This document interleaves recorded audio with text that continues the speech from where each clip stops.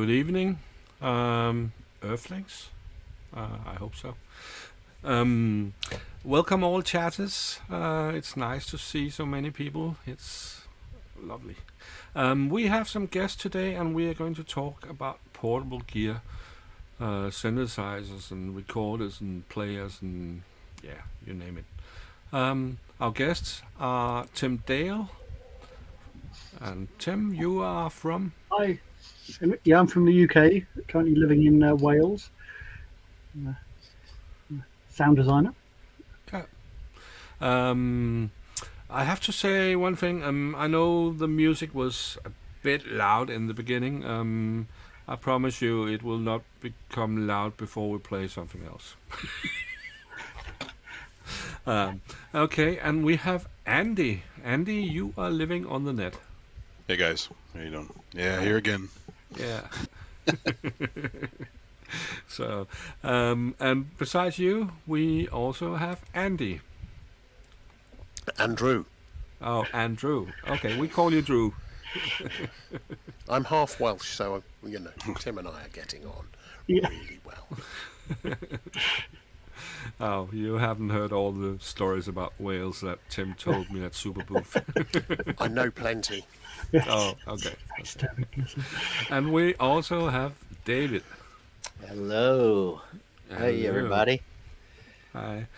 We were supposed to have Howard Scott too, but he doesn't feel well tonight. So Oh, send it's our love to Howie. yeah, it's not Yeah, tell him hope COVID, about him. but he's not feeling well. So he asked me to say hello to all of you.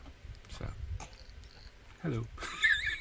I don't like him anyway. So Oh, hi, Howie. he doesn't like you either. So Get your hair cut, mate. Honestly, what's wrong with you? get a beer. Okay. Today, as I said, it's about portable gear. Andy, it was actually you who suggested this topic. Why?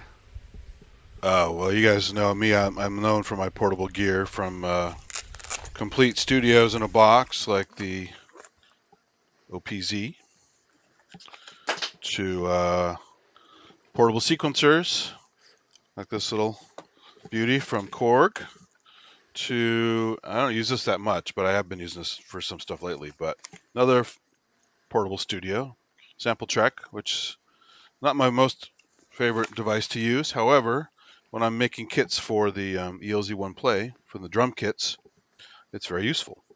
Also, I'm a big Rolly Seaboard fan, so I got Rolly Seaboard, and everything goes in its own little case. So there's a little case for that. And other keyboards like the X Key Air. So Bluetooth polyphonic aftertouch controller has its own case. So, it's just great to have gear that you can use at home, take anywhere. Like Darren says, he likes it on the park bench, and so you can take it on the airplane, take it on the business trip, take it lunchtime at work. I made a lot of stuff in my car, breaks at lunch over the years. With a good hour to kill, you can do quite a bit with good mobile gear. Yeah, And I'll talk more about like loopers, recorder stuff later. So yeah. Oh. I thought we were finished now. yeah, no, well, I have the audio system I didn't show. I have some. Uh, okay, I have a portable thing I have to get. So I'll put you on and all you four, and you can talk.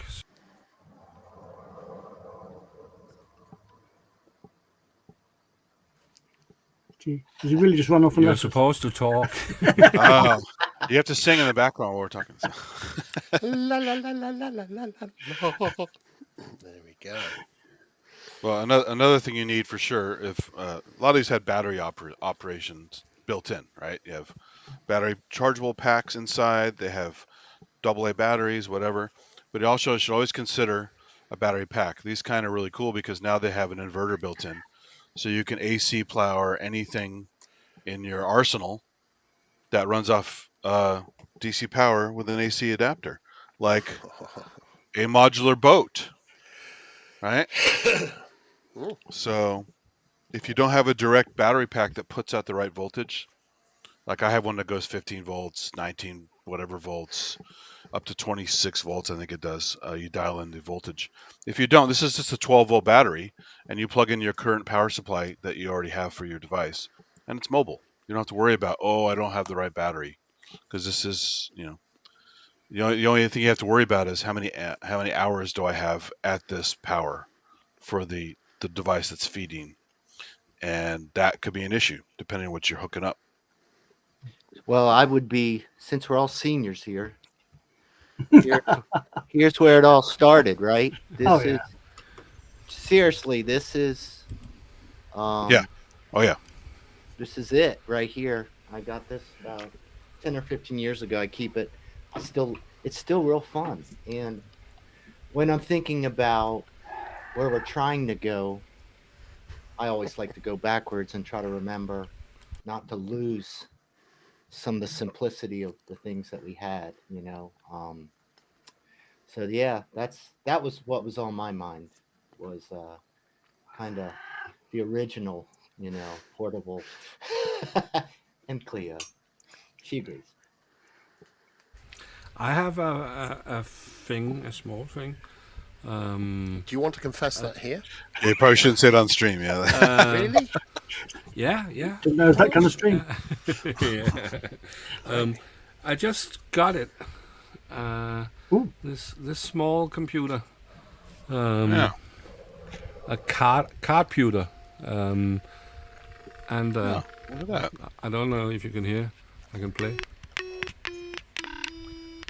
You're the operator with your pocket calculator. Yeah, exactly. I haven't tried this piece of software in it before. It's usually it's hacking software which is inside here, so I can sit in the train and hijack every headphone in the train and all that stuff. It's fun. Wow. Well, I haven't tried that yet, but Not officially. no. Allegedly. Because I have holiday at the moment, so Ah. so I'm not in trains. Well, I can throw my hat in the ring if you will. Okay, are you talking size again? If we are, we're talking like, let's not go there. Let's not go there. I'm old and wrinkly and smelly. Yeah, you might have to expand the screen here, Henrik. Yeah, so David, I think, hit on something really, really crucial about this whole thing, which is simplicity. So, I've been working in studios. I've been working with synths. I built my first synth back in '79 or something, and I was involved, or earlier. I was involved with studios. I started my studio career in '83, so I was kind of used to reasonably large sounds and reasonably large amounts of fidelity. So if I was composing, I kind of wanted everything, all of it. But of course, you couldn't have that. And then I discovered, first of all, I've got the Emulator 1 fairly early on, and I discovered the Sony Walkman Pro, which was amazing at the time. And then I found a friend who had a Ewer.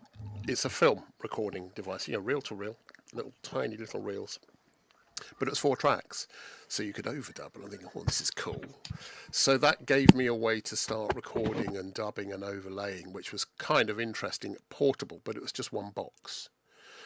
And the first time I really engaged with mobile synthesis as opposed to any other form of recording was, I think, probably around about 95, when the Yamaha QY, I think it was the QY20 came out. And it was small enough that I could take it anywhere. It was completely self-contained. All you needed was a pair of headphones. So I didn't need battery packs. I just needed this one device. And the sounds were general MIDI. They were okay.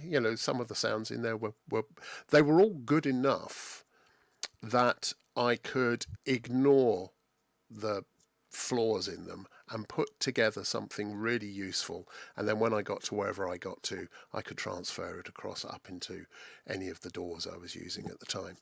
That was really interesting. And then I did an Andy, which is I started over the years getting more and more of these devices, battery packs and keyboards. And suddenly one day you're sitting on an airplane going, Jesus, I better But put having a three hell of a lot of fun. No, I I am didn't, anyway. because it was, if I was in a hotel room, yes, and that was a different thing. But whilst I was travelling, or if I was out and about in nature or walking or by the sea or doing whatever, I just wanted something I could literally put in my pocket, pull it out, or in my backpack and start working on it without having to do a whole bunch of connections. So this is And for.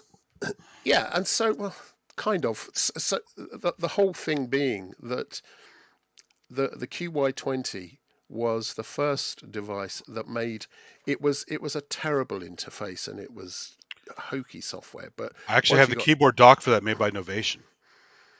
okay, Did you ever have the keyboard for it? no, because the keyboard, that wasn't the point of the thing. You know, No, I get it. Yeah. I like my keyboards, but the fact was I was able to work with that, and the bit that I was missing was the sound design side, being able to really jump in and play around with stuff. And so that kind of, you know, it's been many years and there's been lots of devices out there, but Andy, you know this, I've got this turned up recently. Yeah. And That's why I guess had what? the other It's one the out. Sonicware ELZ1. And I really can, I mean, it's a heavy bugger, but I can take that anywhere. I've been road testing it. And I can do just about everything I need to get me going on that, apart from record long audio samples. But, you know, I can do that with phones and God knows what else, get the ideas down and move on. There's lots of things out there that work for all sorts of people. Inky, good to see you here. But it's about what works for you. It's like saying which is, I wonder what portable Mr. Longhurst is coming up. Yeah, I wonder too. The thing is, it's a bit like saying what's the best DAW, what's the best mobile device. Each of us has a way of working that is all different, entirely unique, and therefore what works for me won't work for you and vice versa. This works for me. And just addressing that, for a long time now, for the longest time, there's been the iPad and various other, you know, laptops and God knows what else. I find making stuff on those on the move kludgy. It's not natural for me. I want to grab a handful of things and be directly in control with the sound engine. And I get you know, it's a good thing. Lots of people love it. Doesn't suit my way of working. So this kind of device is a good thing. By the way, And here's the case for my ELZ1 Play with all my goodies. I've just got a backpack. It just gets Yeah. stuck in there with everything else. There's my Exactly, spare yeah. T-shirt. What about you, Tim? Do you do any sort of mobile stuff? Yeah, because I was just thinking about this. I've got sort of three completely different ways of working depending what I'm doing. So the first thing that I've done for the last 30 odd years is that I've led worship in churches. And what would often happen there is that they would have an electric piano wherever I went. So I needed something portable that I could then take with me to plug into that. So I got the started with a Korg 03RW and then moved up. Needed something smaller, so I got the Korg X5DR. So I could just plug into that, and so I'd have my sounds available wherever I went. But as I said, the other thing I do is I'm a sound. Sorry, to bring that up to date, what I now do is actually have my laptop, which I'm talking on now, with me when I go places, and plug that in via a Focusrite box for the MIDI interface. And I'm running Unify by Plugin Guru. If you've got Yes, one in there. good piece of software. Yeah, and so what I've got there is, so I have then multiple layers, and I have the Korg Nano Control, so I can basically mix the layers as I want live, bring in whatever sounds I want, take them out, and that's how I'm working at the moment. So But that's it. So sorry, can I just tell me to shut up, please do, because Yeah. I do blether.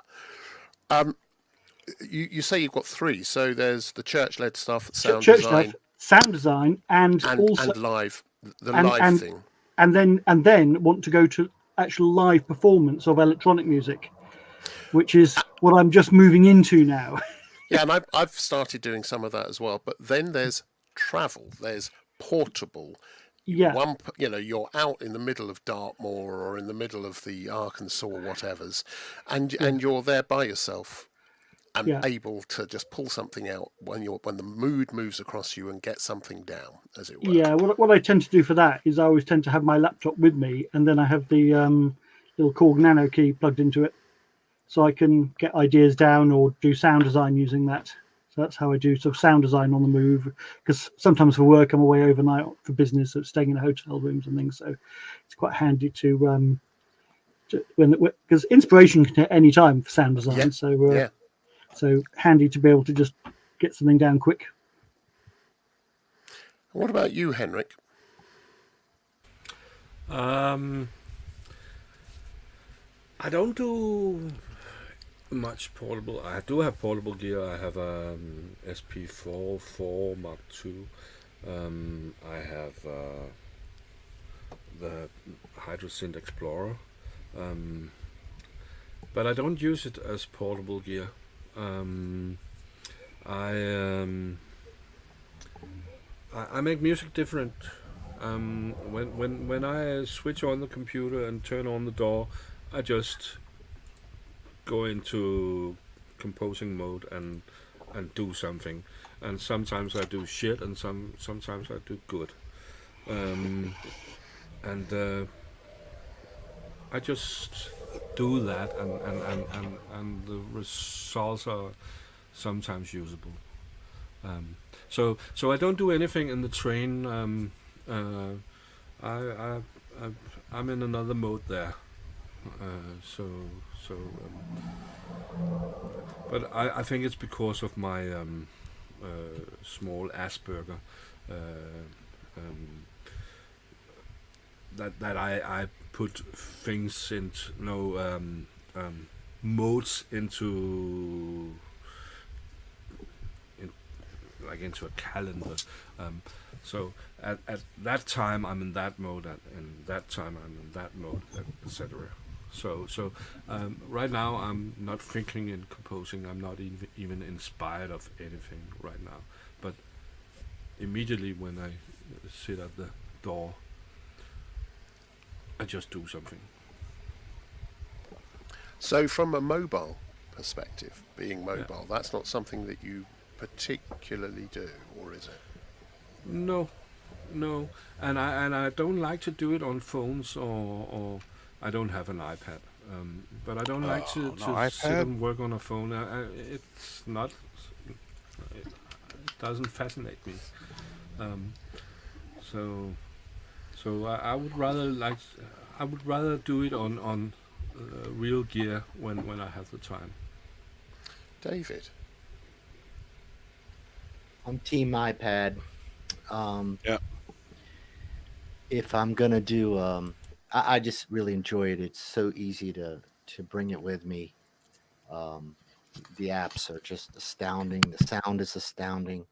Um, but I will say, a lot of times when I'm talking about travel, that just means going up the steps to the middle floor. So, context is everything. No, but even if, because truly when I go away out of town, or somewhere else, I have a very hard time um, composing or doing anything substantive during those periods. Those are usually kind of me kind of getting ideas and getting stimulated by other things and then coming back to where I like to work, under this environment. So, but that being said, one of the most important pieces of gear I had for a long time was the Zoom R8, which unfortunately is hidden away in a closet. I can't find it, but it's very portable. You could do 8 tracks. Is in some ways very similar in simplicity to the little cassette player that I showed earlier. And I found that really, I tried for a long time to use DAWs, and then I went to this little portable thing, and it really started a long period of creativity. for so all that guilt was finally removed of why can't I create in a DAW, because there was just something. This something to this day, it just ain't happening. I don't understand it, but that be so. Um, But that's what I was saying earlier. yeah, There's no right way mhm. to do these things, is there? No, and I do love the idea of the portability. I do like to sometimes isolate myself somewhere, even if I'm just mixing. It's not always just the creative part. Maybe like you, Henrik. This is what I designed all this for. So it's kind of silly for me to compete with it on some level because I know everything is here for that purpose. But I might take things stems and listen to them in mixes and work with effects and different filters. So in that case, yeah, I can throw them on an iPad, um, put it in Cubasis, fabulous, right? And But things also of at that. home, you can't guarantee me time. Whereas if you go somewhere, unless the family is following you constantly, you Yeah, have some me time and you can focus on different things, right? yeah, yeah. Obviously, not a park bench, sorry, but Mm. I don't even Hard know what you. car, whatever. Yeah. Maybe a coffee shop. Let's just Coffee shop. yeah, That can be a little distracting, not but I've done a coffee shop Starbucks. before. Yeah. Like Yeah. DIY, local, organic, locally sourced coffee shop. So you were talking Yeah, about okay, the coffee shop. Zoom 8, right? The Yeah, all 8 right. Yeah. R8, and because I've got various different small multi-tracks, digital multi-tracks, Zooms, HM4s, and God knows what else.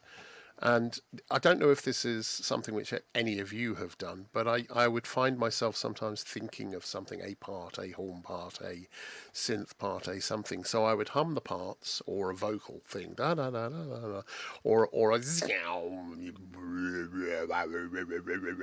and I'd be doing those sounds into the thing and then multi-tracking it and trying to build up a thing. It's amazing how mad people think you are because you've got headphones on. Right, you've got Now I or know in where my we're going with case, this. Yeah. hearing aids that are extraordinarily expensive and just inject straight in, so you can't even see these. Right, it's like this is it, and I'm going blah blah blah blah blah, la, la, la, la, la, la, la. And people are just looking at you, going, "The flipping X going on." He's off his But meds. Yeah. Yeah. but I get things down that are really good, and the ideas around always in a studio I've had a microphone live. Always. There's always a live mic. And if I get an idea for something like a hi-hat and I don't happen to have a drummer or someone, there,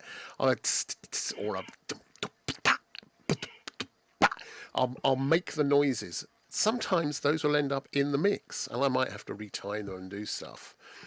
But just the fact that you're able to record these things, and then when you get back to all the gear that we all have, you can craft those and go, I think this is what I meant. And you've got the basis, the kernel of an idea down, tracked, ready to play around with. You've got a reference point. Is that something any of you ever do? Or are you all looking at me like the general public do? I Going, mean, what the No, I no, used to carry Zoom recorders for sampling. I'm out in the field. yeah, I've been doing field yeah, recording yeah. for I've over got 30 years. I carry this So everywhere so I can do found yeah, sounds for exactly. Yeah. sound design. So it's very useful. But yeah, with my phone, I do that. I hum tunes into the recorder on my phone when I think of them. But I tend to always be around people, so I do it really quietly. And then when I get home and listen back, all you can hear is this slight humming in the background. I'm thinking, Mhm. I'm sure there's a tune coming any minute. Yeah. And rarely can I do actually get anything useful out of it. But yeah, you do it the right way. Ignore the people. Just make the sound of them. I think it's the thing of having a multi-track though. That's what intrigues me because you can multi-track, listen back, and layer something over the top of it, and you keep going at it until you get it sort of right. Yeah, I So was gonna. Oh, I'm sorry, Andrew. Um, there go. I definitely had a period where when Loopy came out, I would take my phone and usually in my car when I used to commute to work, and I would write melodies with the looper, get a real good one, and then I'll tell you, it's probably one of the nicest ways to write a melody that's kind of organic because you're singing, and Yeah. um, and if you like, for me, if I sing soft, I have a little bit of timbre, and I can kind of get the notes. But the point is that you can multi-track and do that now. depending on the quality, sometimes you can work with it, or honestly, it's pretty easy to break the parts back down on the looper and just go back to your studio with the microphone. So I did have a period where I did use the phone and the apps, and I think that's what got me into the iPad. Is I went right from Loopy, putting it on an iPad, then putting that in some other stuff and using effects. So it's just another way to create, especially if you're in a block um, where you're kind of going down to the studio and you just kind of sigh and you just kind of tap on a few things like I will, and it's like, just walk out of the room. Have you? I mean, this is just a tip or trick or whatever, which you may or may not ever use. But have you ever tried with something like the R8 or the HM4, which I happen to have, where you're doing that low singing? Especially this is for you, Tim, as well, where instead of doing that very quietly, you actually hold it against your chest and get the resonant cavity of your chest, because you end up with this really rich. You can end up with a really rich sound, or depending where you place it. So you're kind of doing sound design, mic placement on the fly, and it really doesn't matter where you are. If you can do the whole thing where you can change the timbre by opening up your resonant cavities and such, you can end up with some really interesting sounds. Is that something you've ever tried? Yeah, yeah. I started as a child. I started with the tape recorders, and I had no instruments, so I made all the sounds with the mouth or whatever I had around. And then I played with the speed, so I recorded something fast and made deep sounds with that, and something slow and made that's how I worked in the beginning with two tape recorders, and the speed, it was the tape recorders back then. It was just some cheap Philips recorders, and they couldn't change speed by from the factory, but I always opened things and made it possible. Yeah, you could put a pot in and start. Yeah. Another thing, I do have some portable gear, and I do use it. I bought a MacBook Pro a few years ago, and I have Bitwig on that. So I do some portable stuff sometimes, but it's mostly if for example for the stream here, if I need a jingle or a small track for the intro or something like that, then I make it quickly on that wherever I am. So that's the portable gear I use. So the field recording, like I was saying before, I was sampled. I was recording stuff for over 30 years for sampling. Even I had a Casio SK1, just a shitty sampler. But it was something I could bring something home and play with it, and bird sounds and ocean sounds, whatever. Excuse me. But then, on the iPhone, you get all this great stuff. Like, this is an older program called Rode Rec, where you can do high quality recording, just single layers. It's not multi-track. But then you can, instead of relying on this built-in mic, you can use the Blue Mikey Digital, which not only has an audio input I use all the time, but it has this great stereo mic right here on the top. And you can change the pad setting on the back, so you can have dynamics based on your conditions. And then I can also use that same mic with Loopy HD, like David was talking about. And you can get tons and tons of loops in here. They're all synced. You can pull out the stems later or make a finished track in here if you felt like it, if you thought it was done enough down the line, and get pretty crazy with it. And then if you go to the iPad version, Loopy Pro has gotten really nuts, because now you have a full-on mixer, and they, color coded the loops, and you can change the colors and do whatever you want with them, and Do you ever plugins. do you ever feed other VSTIs or AAs? I feed hardware into it. But do you have the option to feed? I can't remember. Oh, yeah. The iPad. You can run a Moog.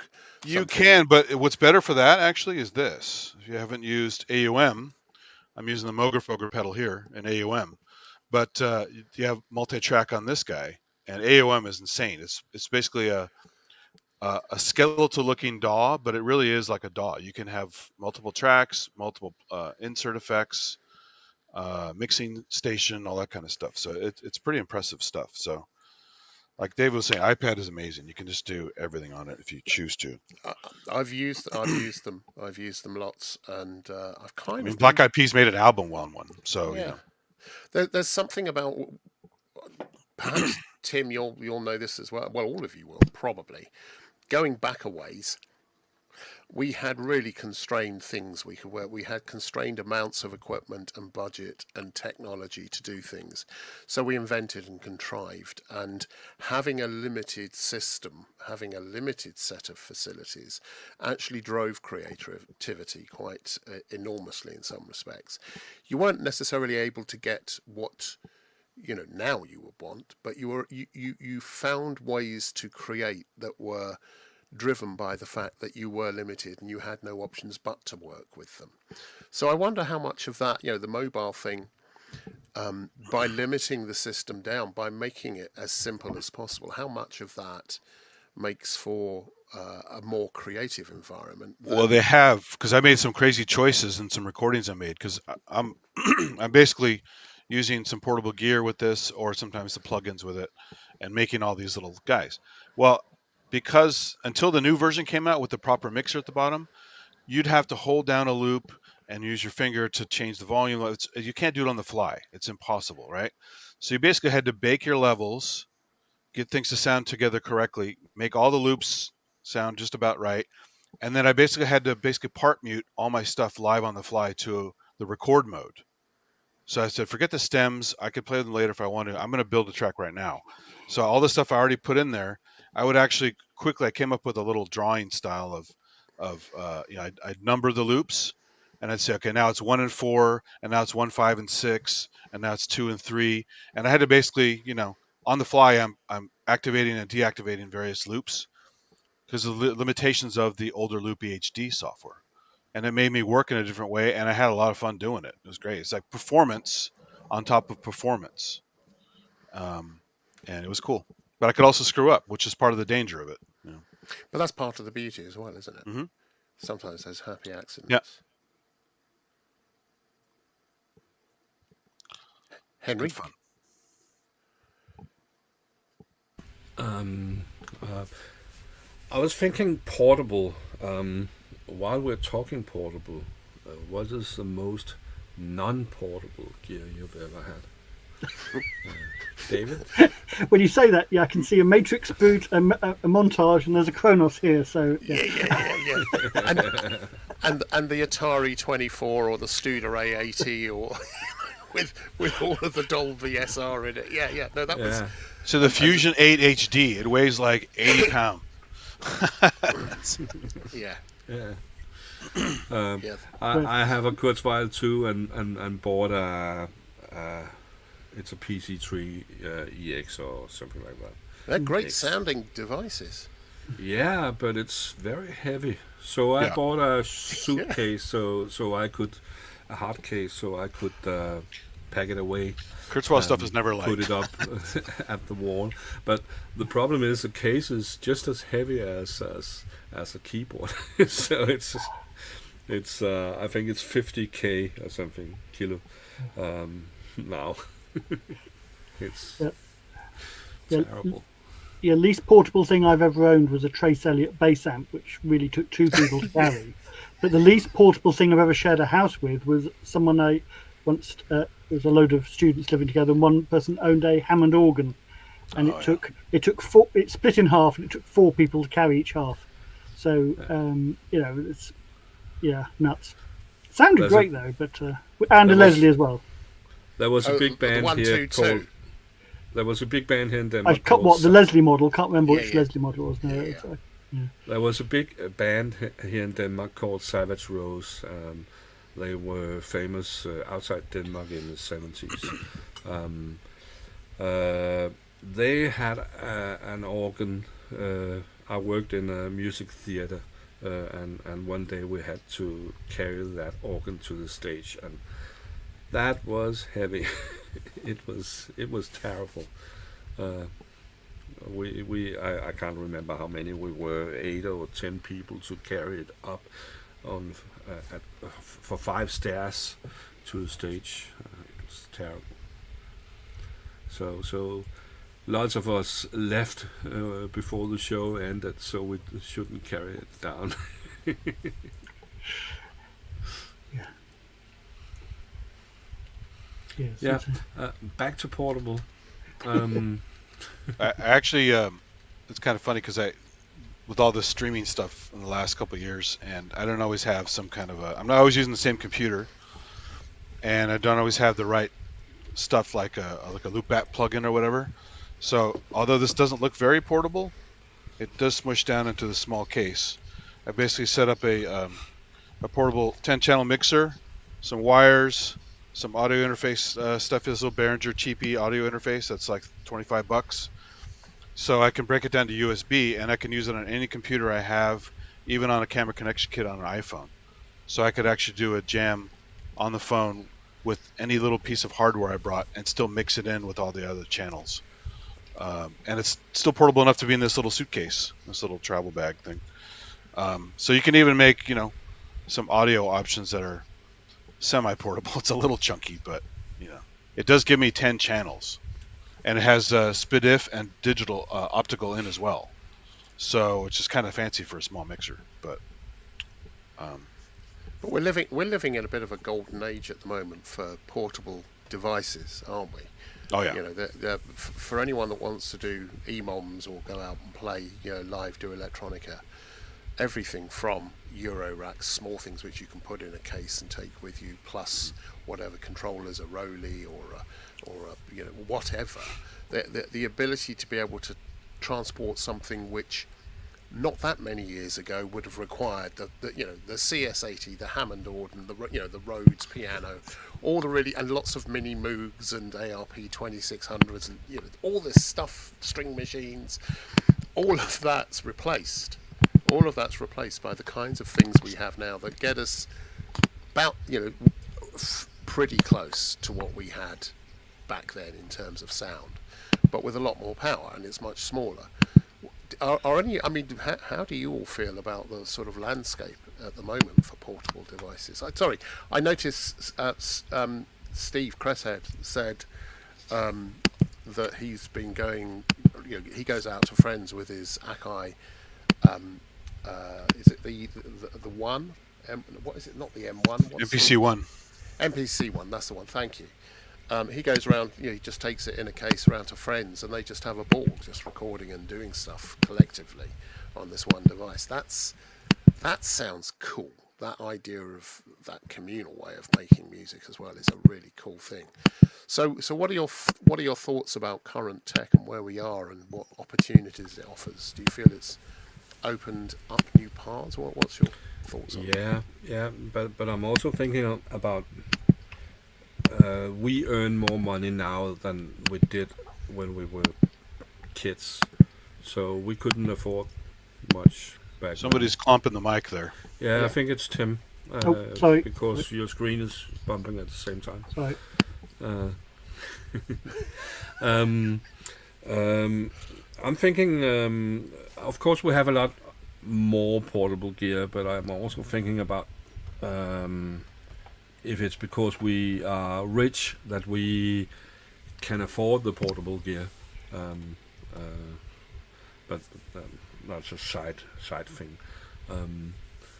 But yes, there is a lot of portable gear, and the problem. I don't think it's a problem. Earlier, in the old days, we had to have something that could work with other gear, and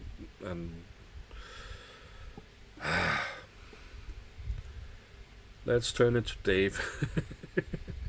I'm babbling. I'm trying not to babble. So It is a Senior Synth stream, so yeah. And I'm failing. I'm just babbling.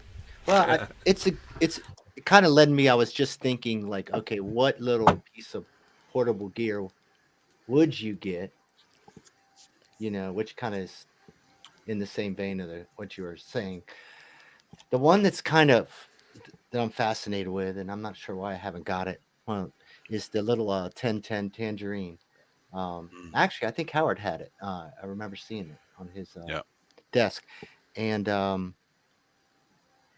it looks easy to use. It just looks like I could maybe. Oh, stop it, Chris. All this stuff's easy to use.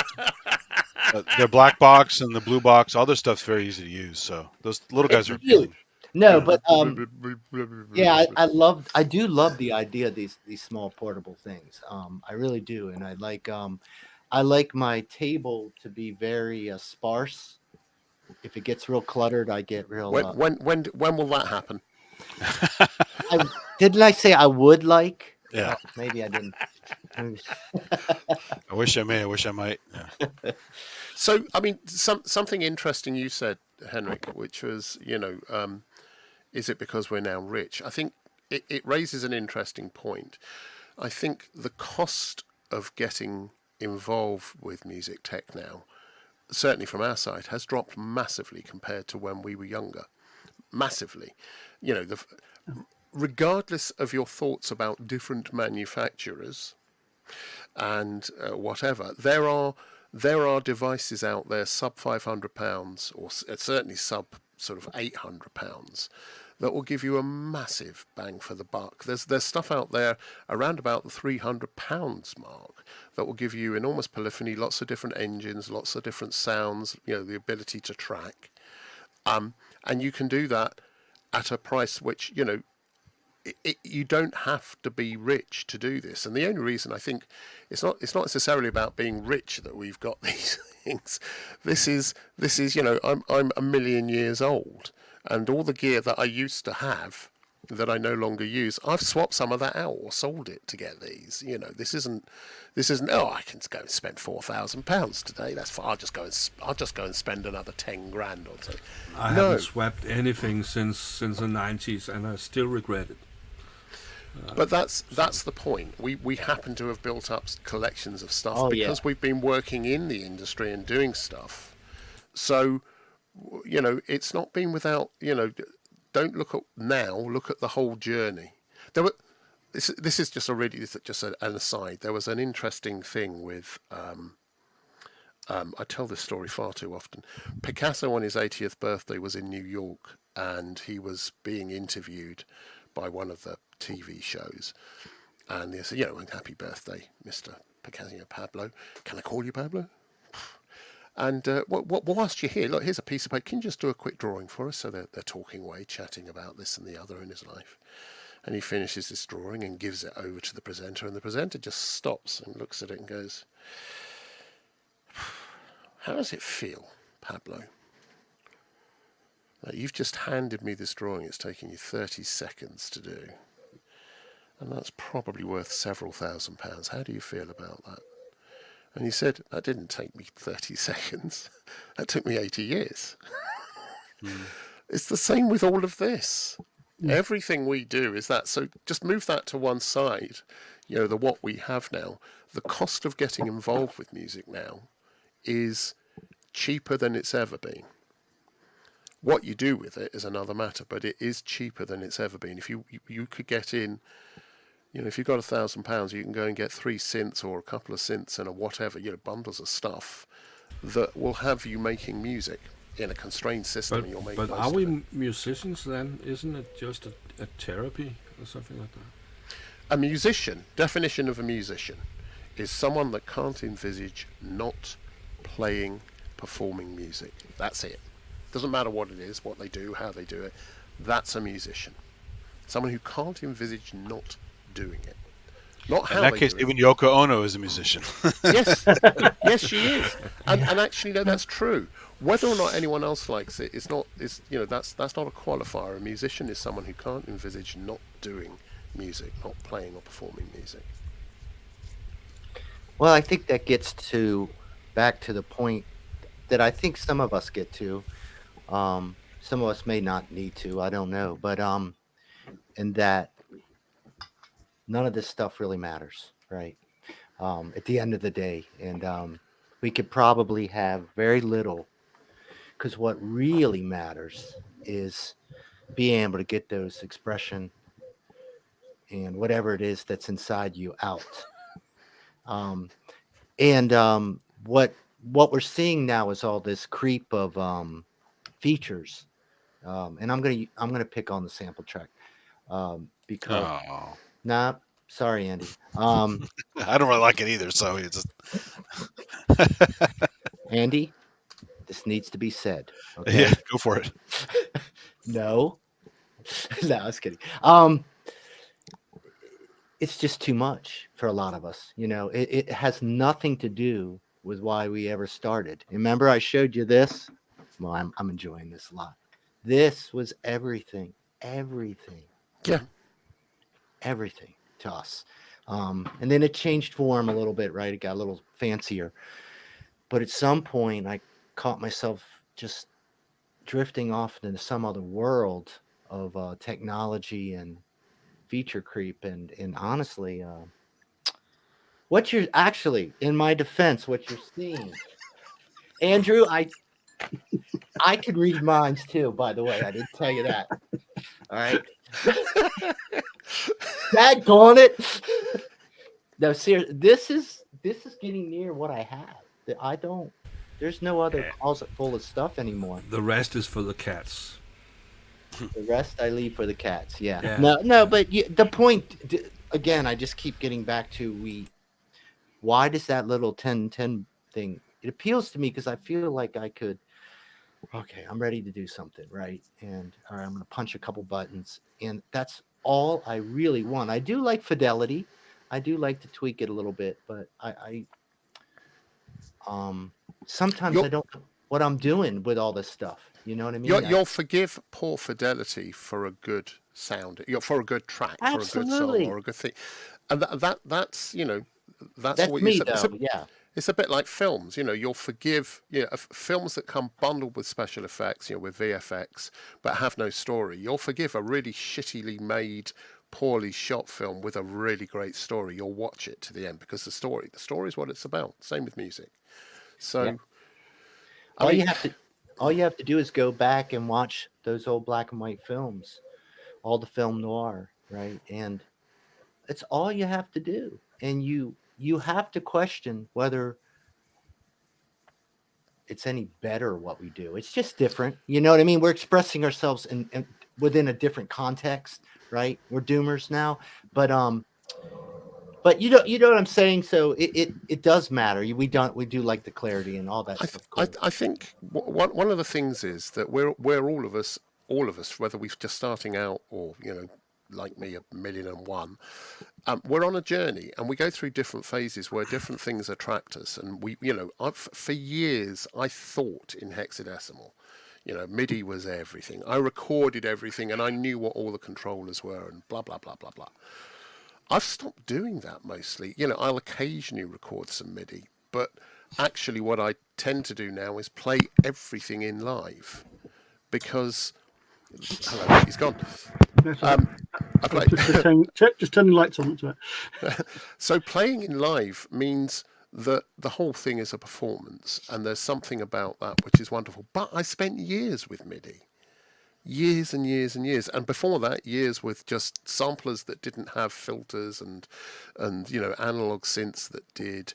All of that is all of those are parts of the journey, and there's no right way of doing it. For a time, MIDI really worked for me, and I believe me, it helped pay for houses and things. But now my preference is not.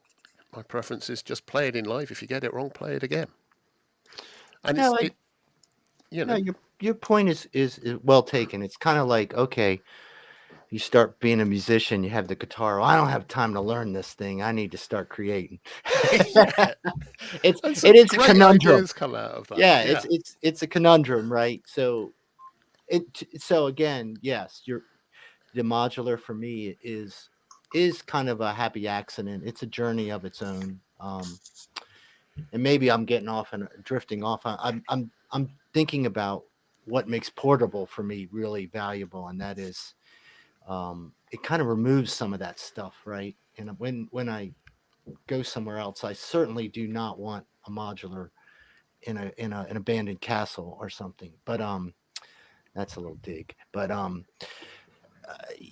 want simple. But I think we are in a golden age. There's no doubt about it. And we do have the means, Henrik. And I guess my point is, I don't know if that really changes much for us, right? I tell you what has changed. What does it change? Well, what has changed is it used to be that the only way to portably compose music, to come up with some ideas and put together things, was to be able to write music, and not just be able to write it, but to actually be able to read it and hear it polyphonically and hear all the timbres and know how it was going to sound. There are very, very few people that do that well. Very few, right? And certainly I can't. I look at I can play all the lines, but I can't hear the whole thing. I can't. It doesn't work for me in that way. For some reason, it doesn't translate. And I think that's the case for an awful lot of people. So for me, because that's out, and I used to try writing melodies and things, and I'm thinking, hang on, is that a sharp or a flat? Which key am I in? And blah, blah.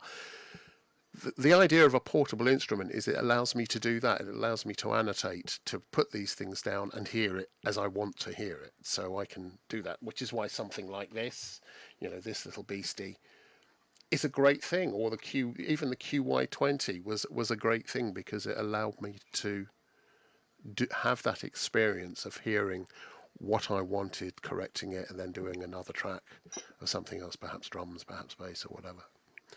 How does that work for you guys? I was going to go off onto a slightly different subject, which is what's really sort of focused my mind on portable at the moment. Is I've been going to the EMOM concerts. So I've actually been helping out at the Sonic State one, setting up for those. And it's fascinating to have people come along and basically build a small setup on their table and perform music on a few small, tiny little boxes, and it sounds amazing. Of course, you do have to be a little bit careful about how you actually look playing it, because I once saw a video of me playing keyboards live, and I thought I looked really cool when I was doing it. When I watched the video back, Yeah. It looked like I was standing up on stage doing the ironing, because all you saw was that. But now when you get smaller kit, so you either get someone who's using their laptop, so it looks like they're sort of on stage checking their emails, or they're using something very small. Like I've started getting small kit, like I've got the West Pest and the Strega. You've got to be very careful when you're performing with them, not to make it like you're just sitting there tuning a radio, because it can look a little odd.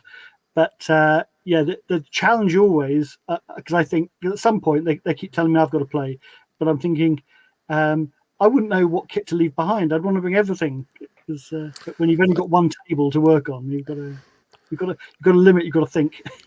It's funny because Kraftwerk used to be blamed for being robots on stage, right? Because they were very stiff and they're just worried about their instruments. And then years later, when there's almost 2 members left, they're playing iPads. Looks like they are checking their mail on stage. So, and that's the thing, isn't it? The live thing. What I love about EMOMs is people turn up with the kind of kit you got over your left shoulder, I would imagine, Tim. Or David over your small right. modular kit, yes. Yes, small modular kit. People turn up with these things, and essentially, there is no saved sound there. It is a bunch of knobs. It's a bunch of electronics that only work when you switch it on, put the right plugs in the right places, twist the knobs to the right things, and then it starts to happen. And I'm just gobsmacked. I'm always so deeply impressed and full of admiration for people that can take these things that are essentially inert when they turn up, turn these things on, start plugging them up. And it's not like this, you call up a patch, bang, you're away. It's nothing happens until, I know they'll have left some things ready to go. I know that. But it is always still fascinating that they can turn up and do this stuff and then improvise. It's astonishing. I remember seeing the Node concert. I got it on Blu-ray from with Mel and Flood and all those guys. No, it's crazy, yeah. Doing stuff. that evening was astonishing. They were playing guitars and they had sequences, and it was, lots of different modular stuff, and it was all, huge systems, but it was all working. It all worked. They'd rehearsed and they'd thought about it, but all of it was reliant on having the right knobs in the right place, and hopefully it was sort of in tune and all that stuff. So I love EMOM for that. It is a moment of it's an evening of perilousness, which I absolutely love. Well, I think Andy said it earlier about one of the things that the golden age we have is the connectivity, right? It is just astounding how we can sync all this stuff up, and it's I think that changed so much for a lot of us when we were able to do that, when we were able to use CV and MIDI and audio, kind of loopers with sequencers, with arpeggiators. It's crazy what you can actually do with a little bit of practice and and I think probably a lot of it, that's where I've been, just trying to weed through this stuff to figure out how they could all work together, in a nice way to flow. So, But often with portable gear, for example, the SH40 from Roland is terrible sequences. Only a few steps. You can't even make songs. Sometimes you're Songs very of a certain limited type, by right? this. Yeah. So I would never use this as a portable thing. I would always connect it to the DAW where I could play more tracks and use it as a multi-timbral thing instead of a portable sequencer with a synthesizer or a few synthesizers in. And that's often the problem with portable gear, that it's limited compared But to what you're that's used a good to. thing, Henrik. Yeah, that's it can that's be. a It really can good be. thing I know. sometimes. I know. Except for I was also sequencers, like you thinking said, about yeah. before when we talked about prices. When we were young, we couldn't afford 10 synthesizers. We had one, and we knew all about it.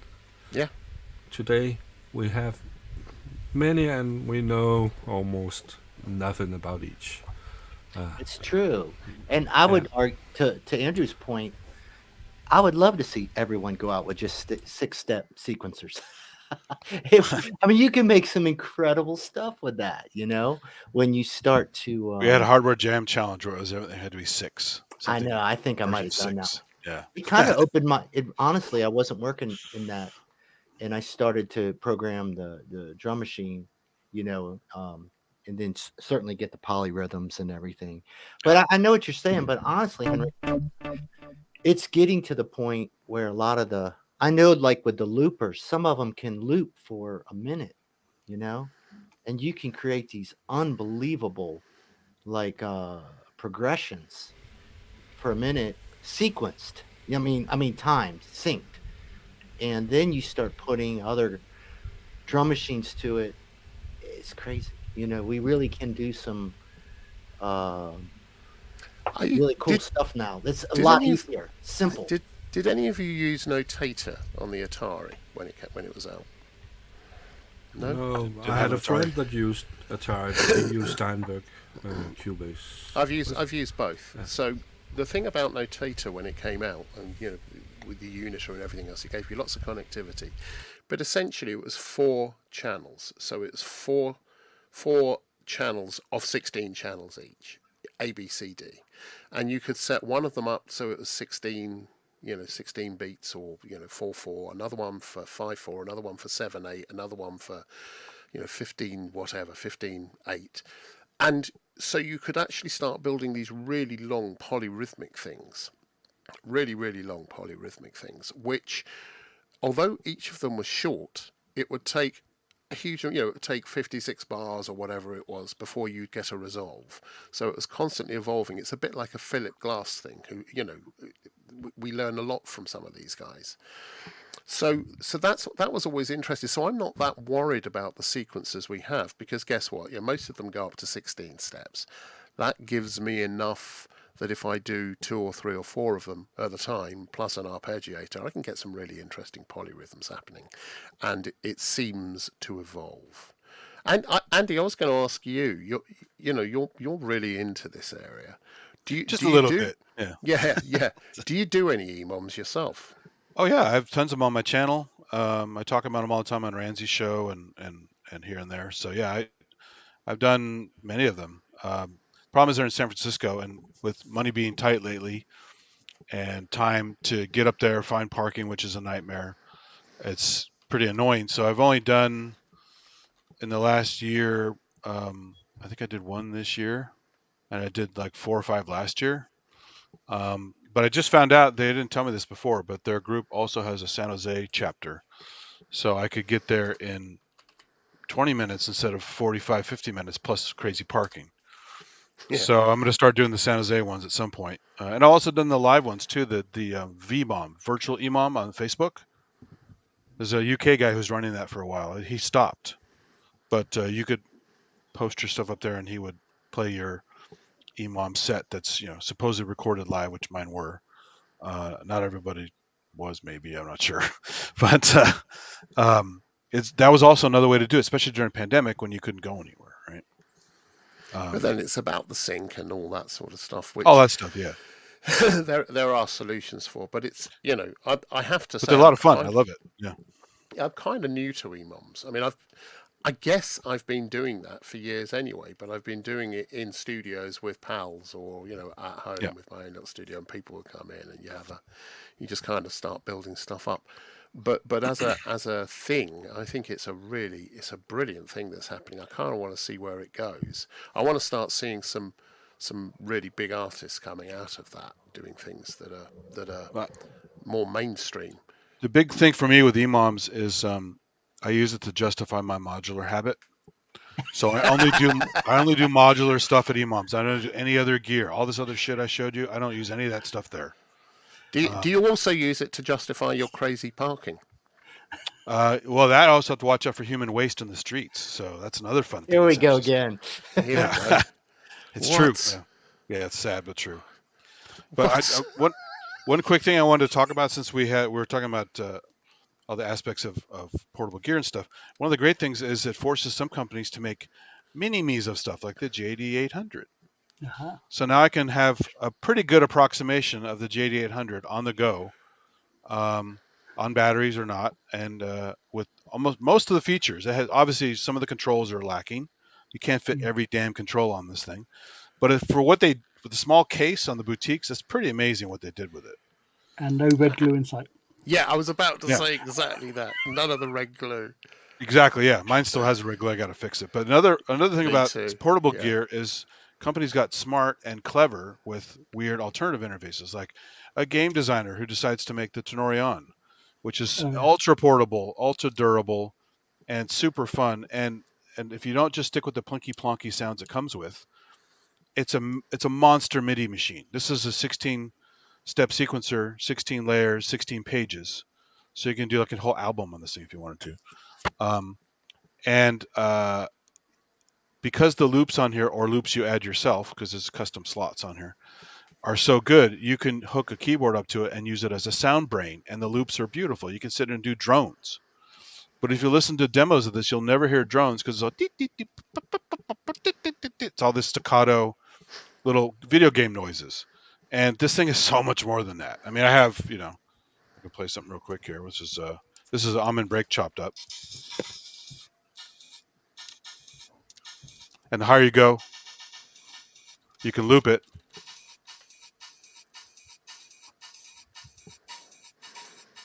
And do like weird, I didn't chop up the breaks the best way, but you can do polyrhythms with almond break chops and just get all crazy with it. And it's all real time.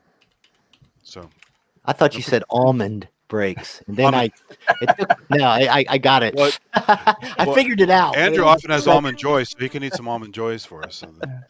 Yeah, and because that thing lights up both sides, it looks very cool on stage as well. Yeah, it's good for the show.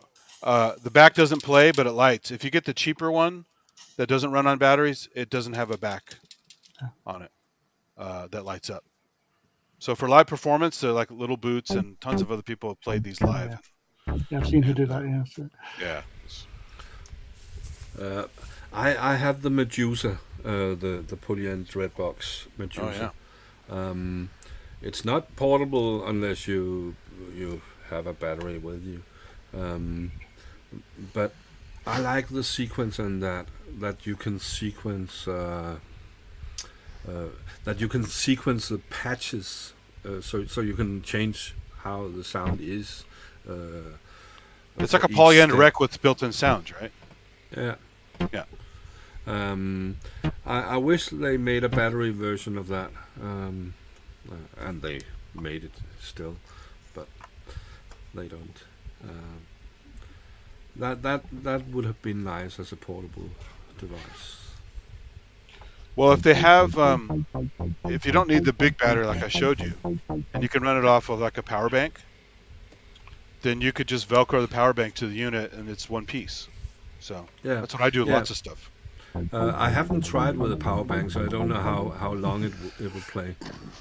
Because I I was have, just 6-step sequencing. I was just because I have an Anchor battery with 2 USB ports, and I can run both Digitone and Digitact off the single battery for hours, and it's a full portable system now. Yeah. Reminds me of when I was a teenager. I played around with CB radios, and a friend of mine had a portable CB transceiver.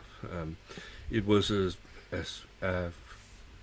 it was meant for a car, and he had a car battery on his bicycle, and Which is pushing the description big portable, antenna. really. But yeah, that was his version of portable. Well, I It used to have to wasn't make battery packs because things didn't exist. I'd go to Radio Shack and I'd cobble together something that would work on a device that was DC, but it needed batteries that matched.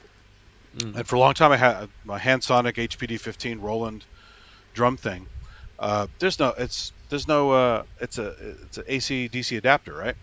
So there's no battery that would fit it. So I basically found a. hang on. Did 12 you have to wear shorts to use it? I did. AC did. Never mind. I know. My schoolboy outfit. Yeah.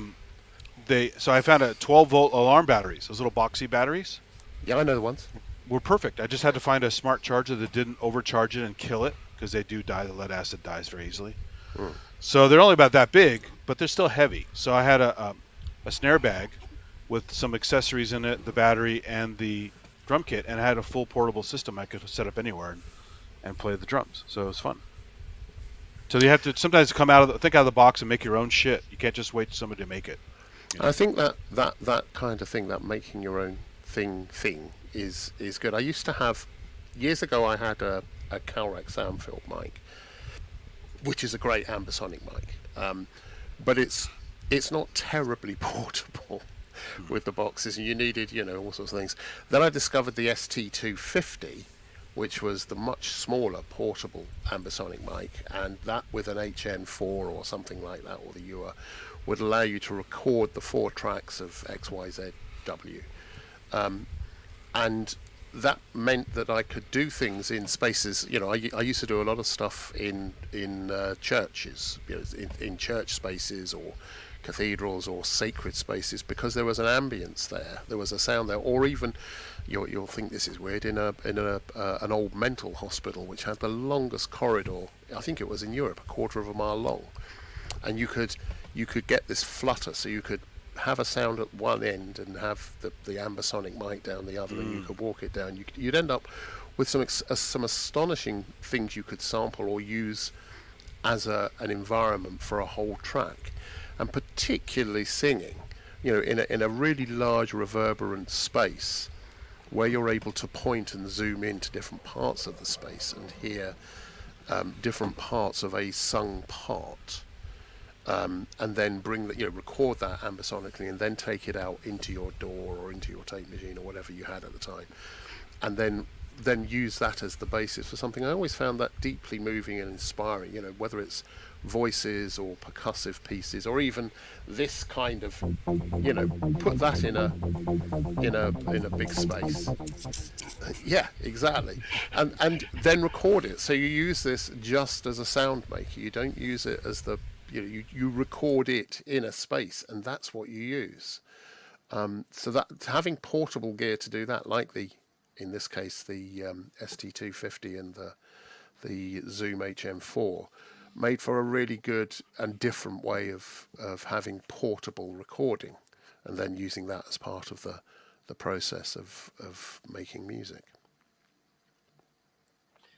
So what do we need next? What's the next big thing? What do we need? What's the next small thing? The Teenage Engineering Recorder, multi-track. A MIDI interface for this one. Okay. Yeah, we need a little small mixer. It's really expensive. Hang on, look at these hands. No. Well, I mean, yeah. I suppose the one thing that's really interesting is the use of mobile technology and AI, where you could theoretically, you can either draw mixes or you can talk. You can use voice commands to control a mix, that kind of thing. We've been working in VR for a while now, where you're able to conduct. We get a certain amount of conducting, so being able to conduct a virtual orchestra, bring this up, take it down, filter up, filter down, open the embouchure, doing all that kind of thing, rhythm, and it works. It's a bit weird, but it does work. So going forward, it's how you can all of this is about how you can take what's in here out and into what you're hearing, or it's about getting ideas into here which you can then somehow or another get out into something or capture. So it's anything which does that and allows you to articulate it, because sound without articulation is just a wave. It's just a waveform.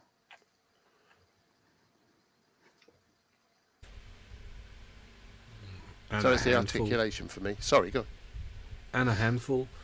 It's because people are commenting on the hands.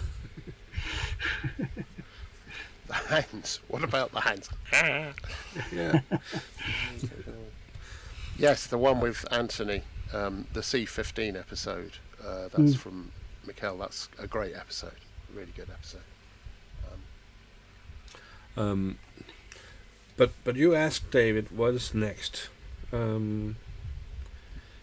What would you like next? I have no idea. I thought about that question.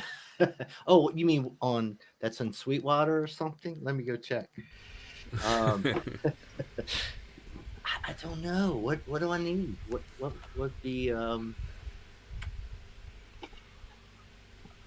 Do you want things to be smaller or? not too small, because then I can't. Couldn't be a whole lot smaller. Yeah. And it's there's some things have got too small and you can't use them easily live, and it's But that, although I did see the speaking of EMOMs, when was it Finlay Shakespeare playing at the EMOM, and he had in his hand he had this controller, and it was a 16-channel MIDI CC controller that not only had 8 sliders on but also 8 degrees of movement.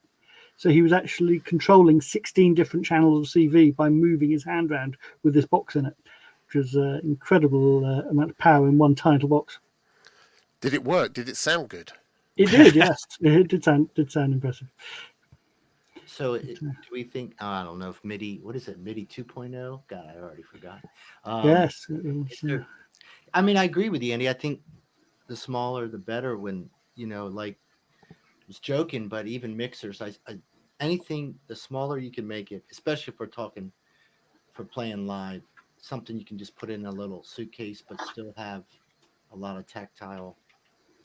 But geez, and anything that just helps everything listen to each other easier. So that's why I was thinking the MIDI.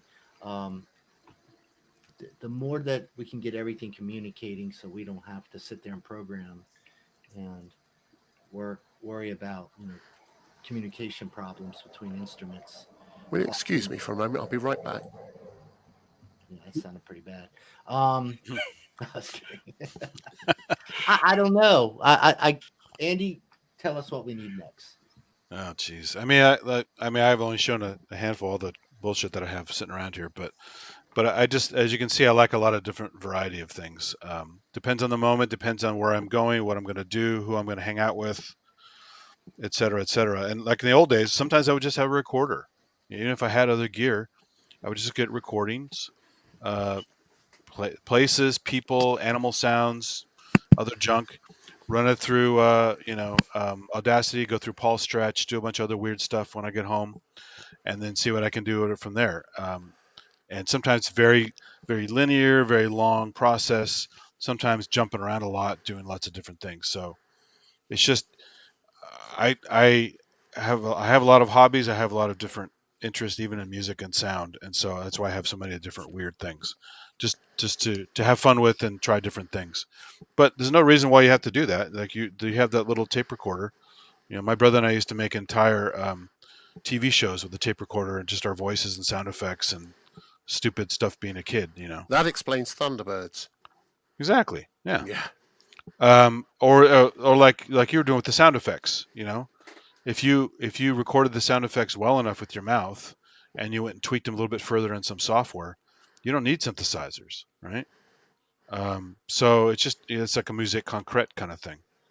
So it just depends on what your approach is, or what do you want your approach to be, or wear a lot of different hats and try new stuff. It's just always keep it interesting. Don't just do the same old crap over and over again, right?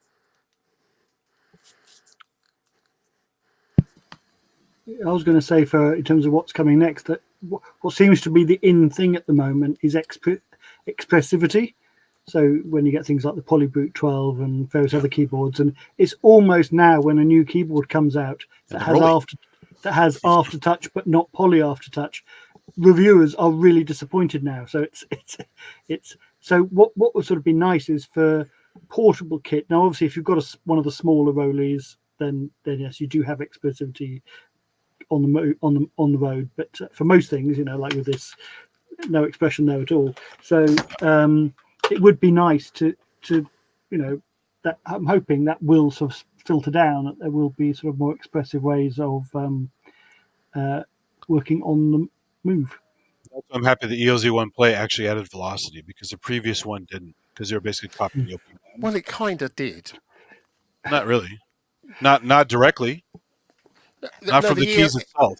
The ELZ1 does have velocity on its keys, but it's... All the demos I've seen, there's nothing there. So whether it's there or not, maybe no one knew how to use it.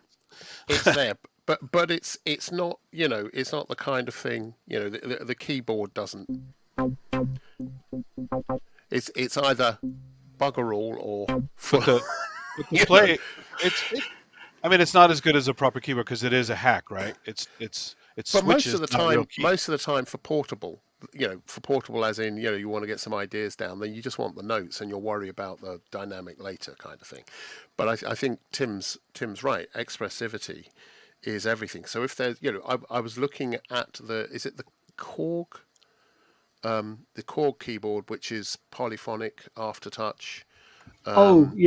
MIDI 2, all that kind of stuff. That's interesting because it's light, it's small, it's easy enough to carry, and it gives you that degree of expressivity. I've not yet played one, but I've got a pal that's got one that says it works really well for the kind of live stuff he does. And that, because hoiking this around, no, not even. It's a pain in the ass. I love this to bits, but not for live. God, no, my back couldn't stand it. So expressivity, and I recall very clearly back in I'm going to date myself now, 1978, 79. I had a job in STC Electronics, Standard Telephones and Cables. Ooh. They were a company that made telephone exchanges, basically. And it was just at the point they were switching from Strowger, lots of mechanical steppers and relays, to digital. And I remember talking to someone, it was just when the PET computer had come out, and we were talking about, and I was building my first synthesizer at the time. and I remember having this conversation really clearly, where I was saying, no, you don't understand about synths. What will happen? I know they're sort of on-off switches now, but when it will be when they'll be really doing the right thing is at some point in the future when all the expressivity of bowing or bending a guitar string and doing the harmonics and stuff, all of that is naturally there, is just there rather than key switches. It's there, and we're kind of getting there now with all the different levels of control with the rollies and with these kinds of things. That level of articulation is there, so making that portable for me. But again, it's a personal thing. Each of us has a different way of doing these things. I mean, I know for me, I still haven't tried an MPC. So something like the MPC one, there's still some portable stuff out there that and maybe that's preventing me to think beyond what we could do next, because I feel like I'm still trying to flush through. I haven't really worked with push much in Ableton, and I'm kind of wondering if it's already out there and I just haven't got around to it yet and learned it, Possibly, experienced it. Yeah. yeah. Because we get what's presented to us on these kinds of shows, and on the in social media, we don't necessarily get everything that's out there. You're talking about expressivity. That's why I gravitate mostly to the Machina Plus, because it has the best pads I've ever used, even compared to MPC. It has velocity, pressure, all that stuff, and great sound engines. And it is also portable. I could hook that up to my little battery pack and take that with me as well. But they thought about that. All that expression is right there. It's not MPE, but from what I've understood about the Push 3, not everyone's so happy with the Push 3. So I don't know. It does look interesting, but happiness is about, again, it comes back to what's your style what's your workflow, how does your brain work, how does your particular brand or your particular way of being creative of course, work. yeah, right. So, I've heard people, say wonderful and terrible things about the same piece of kit all my life. But as far as the MPE goes, because that's the big selling point for the Push 3 is the MPE, right? And some people are saying it's not doing quite what they want it to do. So, yeah, I get that. Yeah. I happen to love polyphonic aftertouch, and you can get the sense Sure. of MPE from it. Well, that's why I have an Osmos and 5 rollies, and so. You see, I have none of those, but I'm going to be getting. I'm still trying to work out whether I'm getting the Rolly or the Osmos, because I find myself naturally moving my finger on the keyboard, wobbling to get vibrato, but it's actually mostly with filter and stuff. So it's just adding that bit of up-down polyphonic aftertouch that gives that sense of pitch bend or whatever, and it feels really natural. It feels like I'm playing a guitar rather than a keyboard or a something. It feels much more organic, and the link between what I'm thinking here, feeling here, and what's coming out here is absolutely direct. And you can fake it with like Neova Ring and stuff like that, but it's not quite the same as the actual linked to the key, Do any of the rest of you have Rollies or whatever else is out there at the moment? The Osmos. Yeah, I have a Rolly Rise 25. So. How do you get on with it? Very good, but I don't have much time to spend with it. But it is. I do like it though. It's. I mean, obviously, would prefer 49, but 25 does the job. My first was 25. It's great, actually. Yeah. I suppose you can put two of them together, so you get the 49. Yeah. It's not it's not the block, so they don't plug together. But yeah, you can't do that. But I have to say, having played the Osmos, I do love that. That is amazing. Although I tend to get carried away with the bending whenever I play one, so everything I play sounds like Middle Eastern music. So the next big thing could be. And what about you, David? Do you use anything like that? Any kind of? Well, I got the Touche. Can you hear me all right? I like it. Yep. Yeah, the Touche is one of my favorites. Again, not enough time with it, but I used to have the Continue Mini, but I got rid of that. Is that Touche with USB or the previous one? That's the USB one, which Okay. I had the other one too, but I actually just like this one. Really? Okay. The other one's cool because you can hook modular to it and stuff. So Honestly, right now it's such a sensitive. It's such a complex thing to learn that it adds more complexity. I really it's I fine get right it. here. You know what I mean? Yeah, I get it. But if I ever master that, I would love to have the CB one. So I've had Yeah. those. No poly aftertouch. I'll get around to it. Um, I'm still wondering if we have another level of just general velocity and sensitivity of the keys. Are we as far as we're going with that, or can we get? And maybe Osmos is doing that. We're going down to the aftertouch, but I mean like real piano dynamics. Can it catch up to the software, or has it? Because I don't think it has. Because flipping this on its head a little, because I'm all for articulation. I love MPE. I love polyafter. I love all of that stuff. However, I found myself inexorably drawn to the really good piano libraries, and whether it's grand pianos and Bosendorfers and God knows what else, and electric pianos, where there's no freaking aftertouch. It's all about how hard you strike it and how good the model is. I love play, and I find myself inexorably drawn to those. So whilst MPE is great, I love it, and I love it for the kinds of music I play. I also love piano. So the idea that MPE and or poly aftertouch is everything is nonsense. I still love playing mini moogs, the original mini moogs. I love playing them. Yeah, and I think This, I think that's the point I'm making or trying to make too, is that I that's still where my head's at. Really getting that performance and those dynamic feeling them, really feeling like the keys are I can respond back without having a damn piano in the house somewhere. Yeah, so there's and maybe it's push pads. I just think there's another level still for the expressiveness beyond just the poly aftertouch, which is super cool. Quad D beams. Quad D beams. There it Oh, is. Maybe they're just gonna put something on our fingers, right? And I keep thinking they've gone away and they keep coming back. So, maybe I love them actually, but luckily I have a okay. bunch of them. So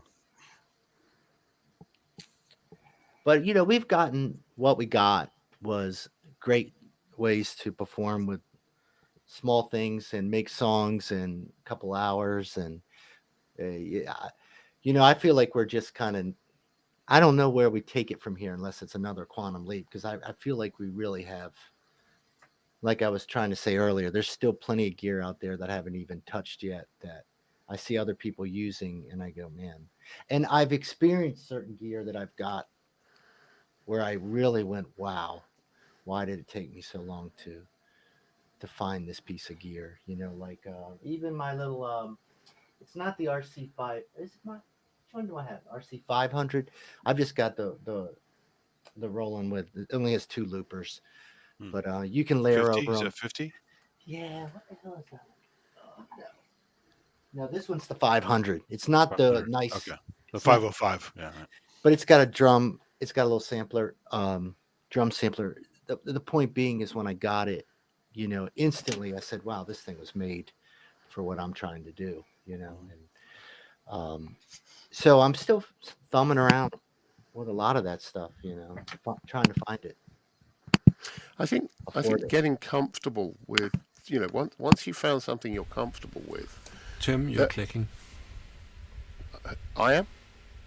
Oh no. No, it was Tim. Okay. So I've just muted. So Well. Um. It's like from the Kalahari. Yeah.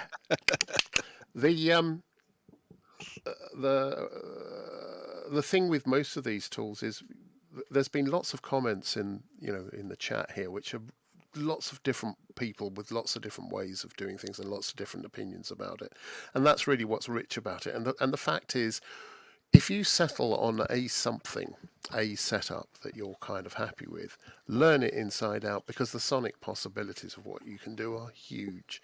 With it, any of our setups here, there's get to know it well. There's almost nothing you can't do, right? So I think we are often, there's a lot of people I know find an excuse not to perform or not to record an album or whatever because they're waiting for the next thing, or they think maybe this thing will solve whatever my problem is. And the problem is you're looking for the wrong thing. Yeah, you don't look out, look in, look at what you've got and work with it. Because we've done that for years. We've worked with all sorts of stuff, and I would hazard a guess that each of us here, if all we had was maybe a set of tuned blocks and a recorder, or maybe a one-string guitar, we'd still find a way to make music. Right, we'd still be experimenting and doing things with it. What if I put a biscuit tin on this one-string guitar? What if I attach it to a duck? What happens then? I know Stone it's sunk. You cruelty to can't always animals, get what you want. Just start playing with what you got. you can play around with what if I play it in a church or in a big car park? What does that sound like? So, the next big thing is, when it comes, whatever it happens to be. And there's so much out there now. It's kind of start getting used to some of the stuff. We've got so much. We really are in a golden age. We've got so much choice with the stuff we already have. And then just work out what it is that's going to move you on a bit creatively. For me, it is, it's going back to having a CS80 essentially. It's that kind of thing. It's being able to do that. That's, it's taken 40 years to get back to where, we needed the way I was personally comfortable playing. But, if that's not your bag, whatever it is, just do it. And there's people in the stream as well who are turning out extraordinary bodies of work, and performances. Whilst I'm sitting here pontificating about this stuff, don't listen to me. Don't listen to me. Yeah, just do it. Do it. Just take it off my lawn. That's all. Yeah, take it off my lawn. You can't complain about the weight of the montage and then say that what you want is a CS80 sound. So. Well, yeah, but I was younger then. I used to lift the bugger up. Now, it's kind of, okay, now. Fortunately, this comes with a piece of software. So you were talking earlier about live performance. So for me, live performance, I tend to work these days mostly on PC because most of my clients do, and because they give me the power I need for all the graphic stuff I'm doing. But I am going to be getting a Mac M3 or M4 at some point, maybe even an M1, just to do music stuff for live performance, so I can have things on there because the delay, the latency on those is much less than on a PC. They are more reliable. They work. They just work. So for me, being able to take this in a box with me to perform live means I can prep everything on this, load it to the app, put it on the M1 and play it. Boom, away we go. That's cool. That's cool. That's really portable.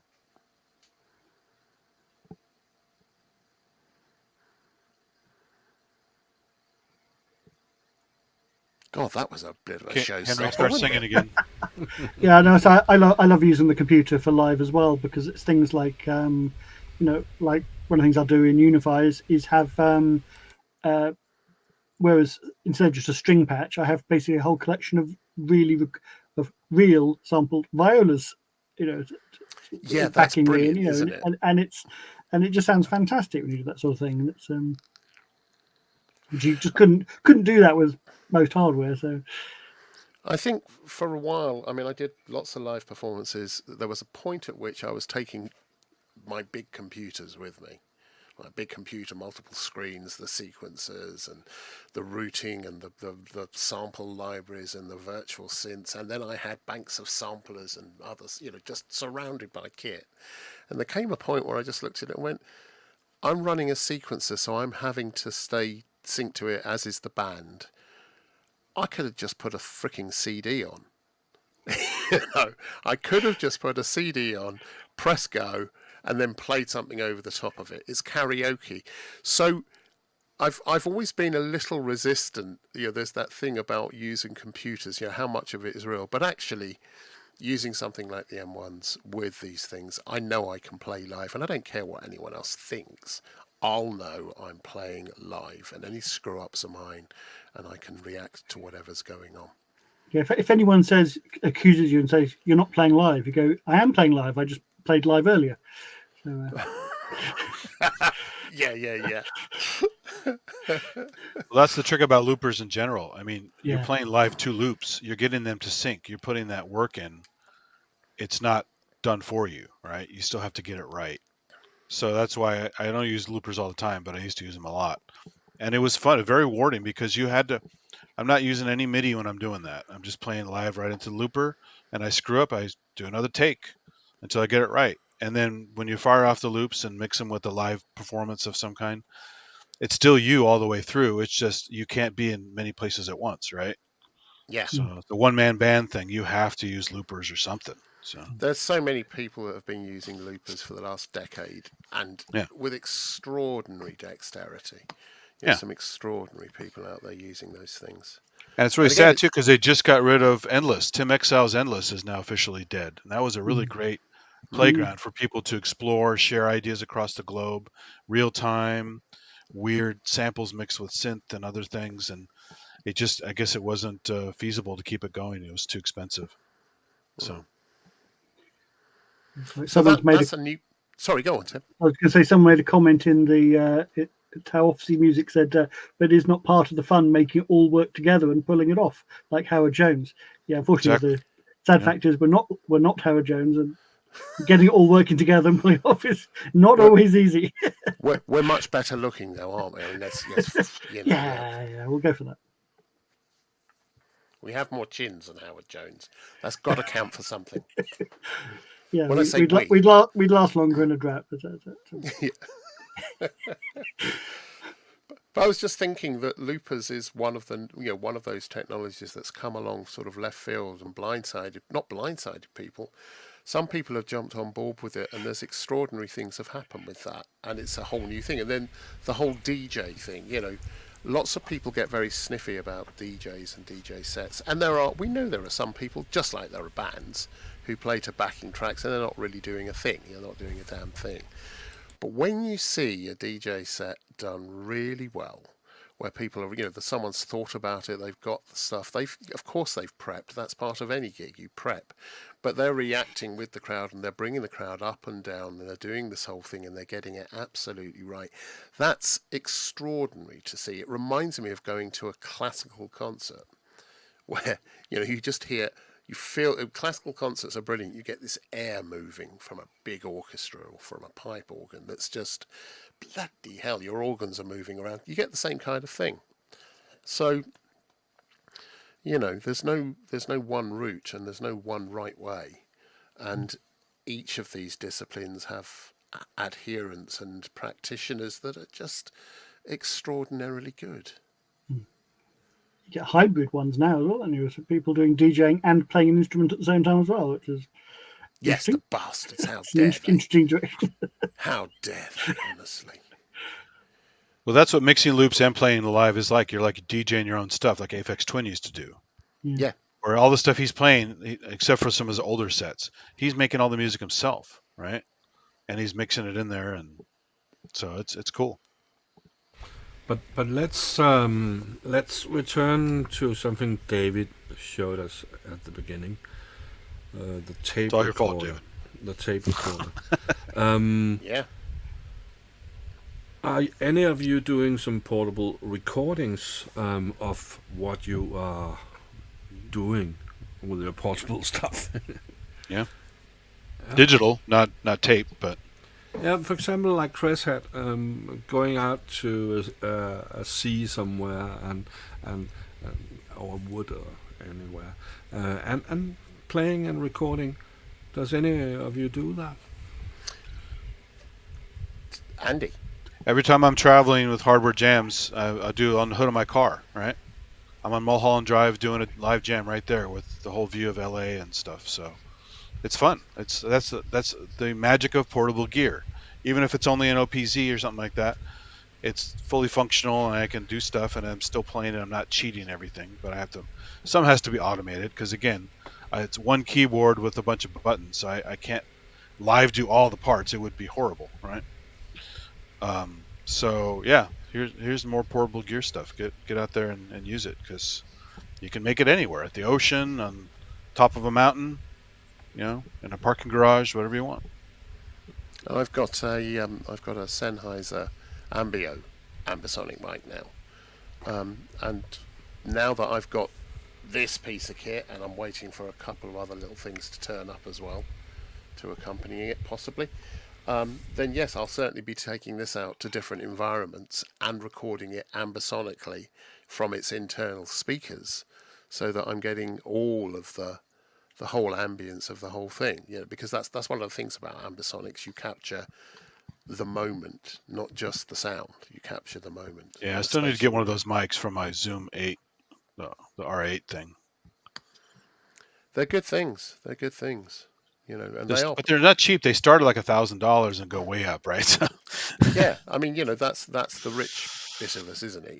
Yeah. Or I've been able to write off because I've got, I do this as part of my business. So that was, those kinds of things are things which they give me a competitive advantage, and they really do. So. For instance, again, I've mentioned this before, but with an ambisonic mic, you can stick an ambisonic mic up in a vocal booth or in a space. And one of the really brilliant tricks with it is to do multi-track with it with backing singers or singers, and you get them to take off their shoes and they walk around the mic one direction, just very slowly, and then you get them to do another take where they walk the other way. And you swap them around, or you get them to do alternate parts, and you capture it all in this glorious 3D, or complete 360, up, down, left, right, back, forwards. And you can zoom into it, or you can just output it as stereo things. And every version of that you output, that recording, is phase coherent with another. So you can take mono takes or stereo, but you can build up this huge multi-layered thing which has an enormous amount of movement in it. And that's really, really cool. And the other thing which you can do is if you put it above, let's say, a drummer's head, say you've got a drummer doing his thing, they will hear in their headphones a direct feed from it that sounds like they expect it to sound, because it sounds like their drum kit. You haven't got a kick drum going, you've got the kick drum with the noise of the room and everything else. It's sounding like it should do, like a real kit. So you can put it above them after you've recorded, after you've done the recording of the whole thing. You can zoom in on just the overheads and the snare and the hi-hat and stuff. And then maybe you want to put a separate thing into the kick drum thing. But guess what? You can put a sound barrier between him and a percussionist behind. And if you place the ambisonic mic above both of them, you can record both sides. So you can record a percussionist at the same time as you're recording a drummer, and you can split both of those out, have all those separate feeds, and they're working together, and you create some, and then you get the room sound as well. It's extraordinary. So that kind of portable recording, being able to do something like that, maybe, what I haven't done yet, but I will, is doing it with a samba band or a drum band, in a space, maybe in a high street or something. Just have it above them and see what happens with that, because that's always really interesting. I want to hear an orchestra do an ambisonic version of 433. I've got that somewhere. Hang on. It's playing in the background now. It's part joking, because that would pick up all the ambiance in the room, which is the whole point of 433, right? So it's yeah.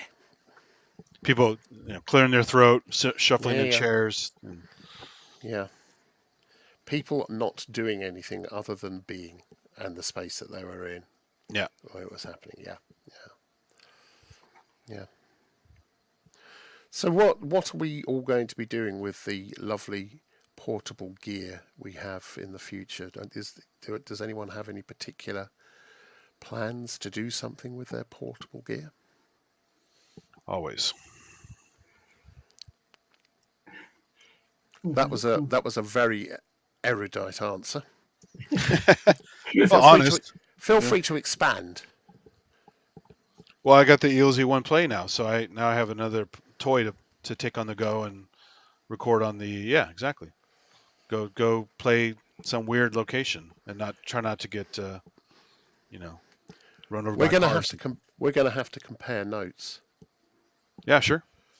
Maybe swap some sounds and things as well. I'm amazed at I always like their stuff. I don't like the interfaces on most of the small box things. The XFM is really a pain in the ass. Mm. But the Easy One Play is wonderful. The layout is clear. You barely need the manual for most things. Sound quality is amazing. 17 engines is crazy, right? I think I'm just finishing off an unboxing and first impressions video for it, and I have to say my initial impression wasn't that favourable. Hmm. Initially, because I didn't use the manual. I never do, and I was just finding it. It's kind of, why can't I just do simple stuff like change sound? Yeah. Why can't I? And then you suddenly start discovering it, and just putting together, just with the simple, dual oscillator thing, putting a sound together with that, and ending up Mm-hmm. with something, understanding how to put the filter onto the, an envelope on the filter or to modulate it, and then getting into some of the other engines. I'm entranced with it. I'm absolutely entranced, and I've done at least 4 or 5 different looping sessions with it where I haven't saved any of them, Mm-hmm. but I've managed to record the actual loop itself. So Oh, cool. I've got it recorded on something, and they sound amazing. They sound kind of, oh wow. So if your initial impression of this model was not so great, you would have hated the original because they added more buttons. Because before it was chordal, you had to do shift this and this that, and Yeah. so now they had a lot more stuff that's immediate, direct. You still have Now some combos, but two days in, and I've fallen in love with it. I think the interface is brilliant. I think they've done yeah, a really good job with it. Yeah. the ladder buttons are nice. Everything's very cool. So Keyboard's a bit pony, but I can always go and get another one. yeah, but so is the OP1. I mean, it's just Yeah. switches. They're not keys. And it's enough for me to be So able to write something and compose and do whatever. And yeah. I mean, I don't know, but I'm guessing I can export the MIDI. I can certainly connect it out, and run it into a DAW or something. But then again, all those Electron fans, that's also just switches, right? And look at the amazing stuff people make with Electron stuff. So you don't always need velocity and aftertouch to make nice stuff. But as a performance person, it is fun to have that. So you can just, in the moment, put that expression in there and not have to add it later, right? So it's the difference between composition or note taking and or performance. The two things Yeah. are They can be slightly separate in different. some of these boxes. Yeah. Yeah, yeah. What about you, Dave? Tim, what about you? Have you got any plans for anything portable? Well, yeah, because as I said, I've been playing live for over 30 years, but I've never performed my own music live. So that's something I'd really like to do. So that's why I've been starting to gather some small gits. In fact, just this week, that haven't even got out the box yet. So it's a Korg SQ64 sequencer. So Yeah, they're good. yeah. So yeah, there's another one. Yes. So because obviously I could just have the laptop, but it just wouldn't. That's not really the way I want to work. Is just playing everything through the laptop and just playing one part or something. But it's like to do it properly. So yeah. So that's my aim, is to try and build up a portable performance rig that I can actually play live with. So that's what we're working to over the next few months. So you're very much in the David kind of school, which is don't give me a DAW. Let me do it all on the hardware. Let me just do it, because I love that as well. By the way, Yeah, I don't have too much objection to the DAW, but I think if people are seeing you do that, it does look a little cheating. So well, again, it depends on the kind of performance, doesn't it? yeah, it does. Yeah, yeah. So no, I mean, I'm quite happy because I mean, when I perform live, what I'd like to do is use the sounds that I have created as a sound designer. Most of them are on soft synths. So what I would probably do at the moment, for instance, is have Omnisphere running with sounds that I've created, and then drive those using something like the Roli as part of the live rig. So that would be the plan anyway. What about you, David? That's a good question. I'm kind of I'm in between ideas right now. Cleo has ideas here. Yeah, I know. Yeah. She literally, the minute you asked that question, yes, Cleo, get it out. Yeah, yeah. I apologise if you heard my dog barking earlier. So If I apologize for Cleo, we'd be here all day. I thought it was Mr. Evans. I've got a Mr. Evans on the door doing the same thing. I mean, I would say I think I'm very interested in some of the ambient sonics sorry if I butchered that, microphone stuff you're talking about. I'm just interested in Ambisonics. ambisonics. Sorry. Um, I'm interested in that. I'm interested in some kind of spatial and live playing. You know, something looser. You know, something that feels more natural is kind of where my mind is right now. But so anything that might get me in that headspace is what I'd probably be interested in. Just because I've been doing a lot of looping and different stuff, you know, I'd like to add something, um, some air to the recordings, and Yeah, no, I understand. yeah, I guess that's all I I do, can put at yeah. tonight. Yeah, yeah. And Henrik. Portable gear. Yeah, I want to buy some new glasses. That's portable. And since I use the MacBook for not only for that, but with the DAW, I am thinking of some kind of portable audio interface. Uh, for more than one reason. One reason is so I can test it on different speakers, test it at work where we have lots of studio gear, and on home speakers and such. Um, but I need some audio interface for the MacBook. There's lots of those out there. Yeah. I've got some. Go on. Yeah. And else, I'm not thinking portable. I'm thinking of not buying anything because I do have what I need. I shouldn't keep buying things. I should use what I have. Well, we all shouldn't. We all should. By the way, speaking of portable gear and field recordings, I will put unplugged with this Life program. Have you guys used Life at all? Yeah, it's good. It's amazing. It reminds me of having the professional Walkman, recording stuff. Because then I would have to take it back in, and process it. Because it finds all the transients for you. It gives you all kinds of permutations and effects and live performance tweaks, and it's some of the most fun I've had in a while with like field recordings and apps. So, Life. And I think for me, portable. I think what I want to do is to take sort of 2 or 3 toys, or maybe 4 or 5 toys, I don't know yet, for a live performance, and start out with nothing. Make it up as I go. Just see how it develops. And that's kind of scary territory, but it's fun territory as well. There's something about the ephemeral nature of that kind of composite, just running it up live and seeing where you end up, which intrigues me. And you can end up with glorious loveliness and absolute rubbish. And I kind of want to throw myself into that bear pit at some point and just. But starting with nothing. Starting with nothing. Just switch them on. No composition in mind. Just see what the muse. So the muse moves across me. By the way, that's this week's Hardware Jam challenge: is start with nothing. So. I thought of gear starting with nothing. It would be a boring concert, but it could go wrong if you were doing modular and you started off with everything completely unpatched and you started plugging cables in. It could. That's kind of exactly what I mean. Have everything, everything's in it patches, everything's in it, everything's from scratch. So you start from scratch, building up the waveform, you're building up the sound, doing the filtering, doing the sequencing, doing the arpeggiating, leads and pads over the top, which you create from scratch. That's kind of dangerously, horribly weird but wonderful territory, and it means you've got to get to know the things you're going to take with you really well. And also learn to play that. Oh, I knew there was something. Fuck.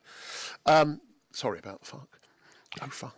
Oh fuck! I mean, But it's listen, okay to start with some presets, but to totally start with just raw waveforms and stuff, that could I get want to pretty but that's scary. where I want to start. I want Yeah, to start Yeah, because we've got so much in these things. The yeah. idea of building up from a really simple raw thing and then building it into something wonderful and layered and It'd be fun to textured. try, but I wouldn't do it on a regular basis. yeah, yeah. They did that at Superbooth last year. They had a modular kit outside one of the tents, right near where sort of one of the tents where people were eating and drinking, and so Ow! they had this person playing raw waveforms very loud, trying to patch this thing together, and all the people drinking just like had their hands over their ears because it was very unpleasant. But I actually think what Andrew's talking on. I mean, I think if you had a room that was very quiet, which is one of the things I drives me crazy about live shows, is that it's just where Andrew could feel everything happening, with Yeah, his instruments. Um, what I find is when I can play like that and don't have all the noise and distractions, that's what gets your brain, like the whole thing, lit up, because yeah. you are literally kind of slight in panic mode, but also so entrenched in the sound. I think I dig that. I think I relate to what you're talking about. It I mean, does I'm go not back to knowing your gear well. exactly that. It's about exactly that. Taking just a very few things that you know really, really well, and then diddling with them from scratch. Starting from scratch with them, with all of them, and then gradually building it up. And patches are allowed. You only have 5 minutes. Yeah, but I'm not doing this as an EMOM. I'm doing this as a performance just because I can, not for any. This isn't about anything else. I'm doing this to satisfy my own desire to want to do something that's a Yeah, challenge. but in And it the audience is a is locked until you finished. yeah, but Andrew, in it is a patch too, actually. Yeah, all right. It's true. It does make sound Yeah. right away. So Yeah. Yes. Not Yeah. if it's turned We've down. got to be kind. Saw waves are presets too. Yeah. Yeah. Always a smarty pants. But that's what I'm planning. That's what I'm planning at some point. And maybe I will start with presets, who knows, but I'm just going to, I'd like to get back to... Yeah, it's going to be a shit show, isn't it? It's going to be awful. Well, it's like just go back to recording mouth sounds. That'll be great. that's why I want a dead silence. So you're up there. There's just like every little thing. You're like, oh. Make a jam with life. Do a bunch of mouth sounds. I want to hear what you do with that. So. Actually, I said I wasn't doing anything portable outside the studio, but I am. But it's with my shoes. At work, we have a great floor, so I sit and drum with my feet, and it really sounds good. I have to sample it. You get the shoe squeaks as well. No. It's just the resonances, different places on the floor, which are really good when hitting right.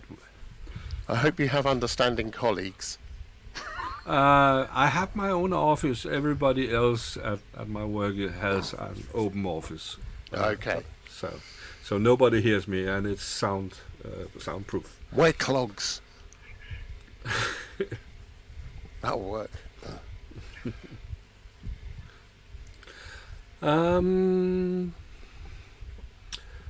Andy, do you think we still need to talk Exhausted about the challenge? Well, yeah, I think we've exhausted it. Do you think we still need to talk about something? It was you who suggested the topic. No, I covered it pretty well. I mean, I could go on and on about all this crap, but that's what those other streams are for. So, but no, it's just good for people to, if you're not comfortable with it, try it. If you are comfortable with it, but you don't do it enough, go do it. And if it's all meaningless to you, then that's fine. But it is a lot of fun to take something somewhere, even a phone with a mini Moog app on it or something like that, and be inspired by your location and play something and record it. Yeah. So That. What he said. even if it's Starbucks. Yeah. Okay. So let's end it for today. Boom, boom, boom, boom. Mikkel is working at the same place as me. I can see Mikkel in the chat. Well, let's end the show for today. It was nice talking to you, nice hearing your opinions on the topic. And I don't know yet what will happen 3 weeks from now. I haven't decided on that topic. If you have some ideas, you're welcome to tell me, suggest them. Thanks to all the chatters. It's been great having you. It's always nice to see all the traffic in the chat. You are really busy. I like that. But thank you, Andrew. Thank you, David, and thank you, Tim and Andy. Let's find the outro. It's here. Are we staying in? Are we staying in afterwards for a quick chat? Because I kind of want to make sure I don't lose touch with Tim as well. Yeah. You poor thing. Hurry, get away, go.